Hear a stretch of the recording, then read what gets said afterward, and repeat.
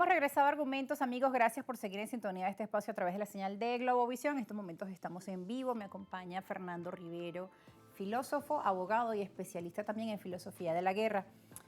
Acá hay una cita de Donald Trump del día de hoy, luego de esta cumbre de la OTAN, donde él decía lo siguiente durante la rueda de prensa en La Haya. Afirmó que los ataques de represalia que efectuó Irán contra el territorio israelí causaron muchísimos daños en el país hebreo. Textualmente, cito, Israel fue golpeado muy fuerte, especialmente en los últimos días. Aseveró, según la última escalada en Tel Aviv, esos misiles balísticos destruyeron muchos edificios, afectaciones. Y uno se pregunta, ¿será que Benjamin Netanyahu, el primer ministro de Israel, no previó quizá la respuesta de Irán de esta magnitud? ¿O confiaban en la cúpula de hierro de Israel?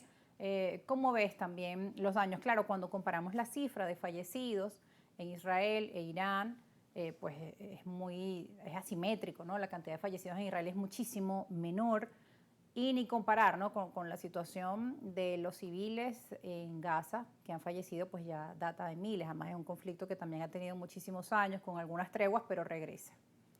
Sí, creo que allí el sistema antimisiles de Israel, que no es uno, es todo un complejo de defensa donde está cúpula de hierro, onda de David, el sistema Aaron 1 y Aaron 2, creo que ha sido desbordado por toda la, digamos, los sistemas de armas de cohetería y de misiles de la República Islámica de Irán. Adicionalmente, bueno, Irán ha demostrado que tiene, además a muy bajo costo, un gran equipamiento en materia de drones. Todo esto creo que no fue suficientemente valorado y por eso también me atrevería a decir que fue un elemento para llegar al acuerdo de suspensión de las hostilidades. Lo que ocurrió en Haifa, que es la segunda ciudad más importante de Israel, es un centro industrial, militar, además allí está el puerto más importante, bueno, ha sido realmente de considerable magnitud, toda vez que allí impactaron múltiples misiles. Creo que esto da cuenta de una de las razones por las cuales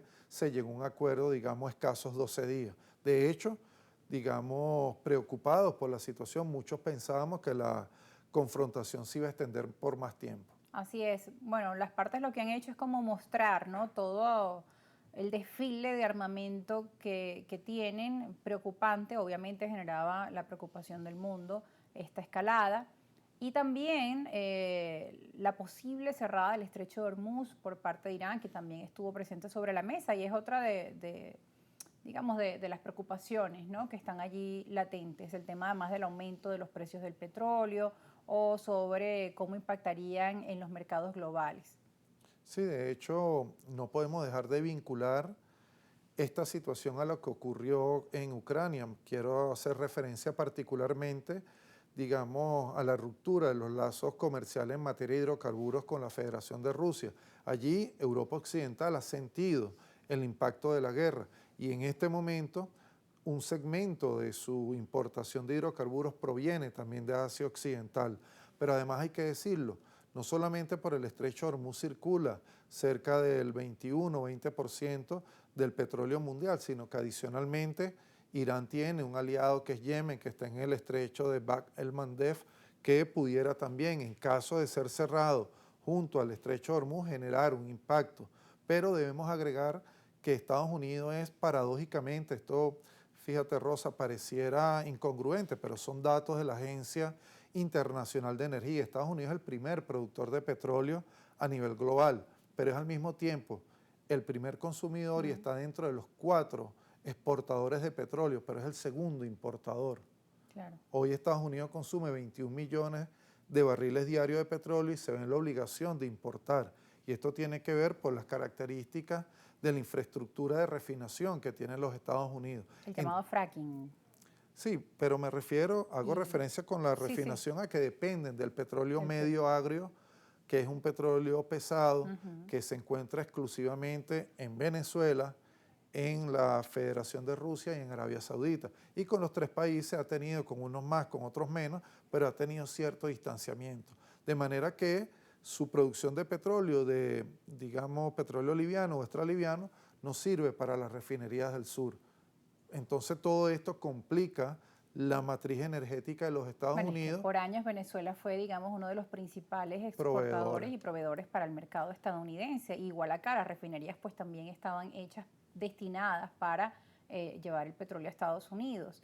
De hecho, cuando presentaron las fallas acá, uno de los problemas de las sanciones es que Irán, digamos, intentó dar un apoyo en este sentido, pero no funcionaba, ¿no? Según tengo entendido, pues algunos de los elementos, ya que todos provenían de Estados Unidos. Sí, buena parte de la infraestructura energética de Venezuela tiene tecnología estadounidense porque data de varias décadas atrás. Entonces decía esto de Estados Unidos y Europa porque, bueno, digamos que el impacto en el flujo marítimo de petróleo con el estrecho de Hormuz cerrado, en el caso hipotético de que eso hubiese ocurrido o que ocurriera en el futuro, inevitablemente tendría un impacto en la economía global y particularmente en las potencias occidentales, pero también en China, que es un país también, por supuesto, consumidor de petróleo, uno de los más importantes del mundo. Sobre este tema, también nuestra compañera Sorienmi González ha conversado con Osvaldo Felizola, él es profesor del IESA y también nos da su visión referente al tema del sector energético y los factores que inciden en los precios del mercado de petróleo. Adelante, Sorienmi González. Buenas tardes, Rosa. Un gusto saludarles a esta hora para ofrecerles la visión del profesor del IESA, Osvaldo Felizola, quien es el coordinador del Centro Internacional de Energía y Ambiente, quien nos explica la situación de las tensiones entre Estados Unidos, Israel e Irán y cuáles son sus implicaciones en el mercado petrolero global, además de en Venezuela. Veamos. La situación no escaló más, en parte por las buenas obras del presidente Donald Trump, que logró en cierta medida sentar a las dos partes a una tregua el día de lunes, así como el hecho de que Irán se sintió completamente, sin respaldo alguno, porque China fue bien clara de que la situación no podía escalar al punto de trancar el estrecho de Hormuz. Para el mercado petrolero es un alivio porque, bueno, ya evidentemente la crisis no va a escalar. Recordemos, como le decía, el 20% del crudo que se produce hasta ahí, pero ese es el 80% del crudo que se consume en Asia. Sí, China es el principal afectado de esta crisis. Estados Unidos, como ahora un país productor de petróleo, prácticamente como nosotros salía ganando con esta situación. Venezuela necesita para unos precios del petróleo altos para poder sortear el tema de los costos de producción de nuestros crudos y la no renovación de la licencia de Chevron, que nos obliga a tener que colocarlo en unos mercados una tasa de descuento importante, por lo que cada dólar que esté más, por encima, mejor el precio del petróleo nos conviene más a nosotros. El mercado lo que está evaluando ahorita es que la situación ya se resolvió y no se cree que se empeore en los próximos momentos, por lo cual ahorita el que está dictando la situación es la economía mundial.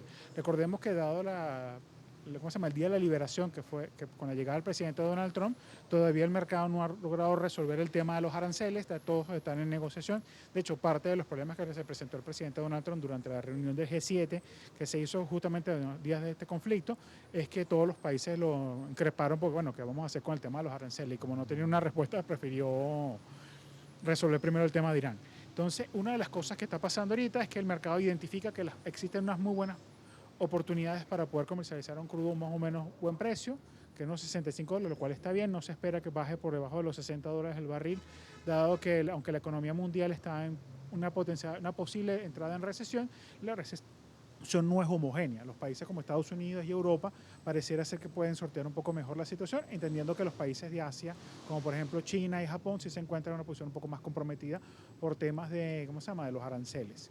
Y con respecto si llegase a ocurrir otra vez el evento, que se vuelva a repetir otra vez la crisis de tensión entre Irán, volveríamos al mismo tema. Entonces, el barril de petróleo podría estar otra vez entre los $75 y $80 el barril mientras estemos en el momento de crisis. En caso de que llegase a cerrarse el canal de Hormuz, que sería un evento por primera vez en la historia, entraría se habla de escenarios de $150, $180 el barril, porque claro, estamos hablando de que prácticamente todo el crudo del Medio Oriente estaría por primera vez completamente desactivado del mercado petrolero. El profesor Osvaldo Felizola aseguraba que dentro del mercado petrolero global los precios se van a mantener, ya que descartan un escenario de catástrofe. Con esta información regresamos este contacto al estudio. Muchas gracias a nuestra compañera Sorienmi González. Como veíamos, Fernando Rivero, pues un escenario complejo que seguiremos abordando al regreso de la pausa, pues en estos momentos también hay avances y hay informaciones de nuestros compañeros de prensa, pero seguiremos abordando el análisis y también cómo impacta a Venezuela. Pausa y ya regresamos con más argumentos.